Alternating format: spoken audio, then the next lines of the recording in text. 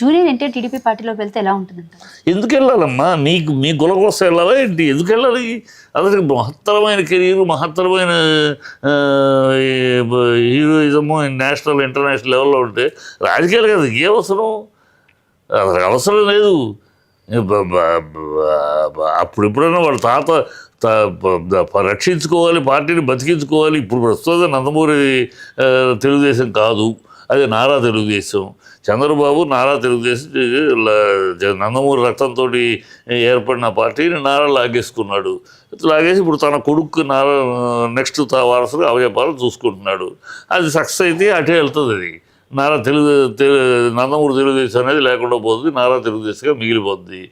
అది కాదు పరిస్థితి. చంద్రబాబు ఉన్నంత వరకు అది సాగదు. చంద్రబాబు తలవాల్సిన తర్వాత అప్పుడు పార్టీని రక్షించుకోవాల్సిన అవసరం వస్తే, పార్టీని మళ్ళీ నందమూరి తెలుగుదేశంగా మలుచుకోవాల్సిన పరిస్థితి వస్తే అప్పుడు బాలయ్యతో చేతులు కలపచ్చు. బాలయ్య తండ్రి కోసం ఎందుకు రానివాడు? ఎవరి కోసం రానిస్తాడు?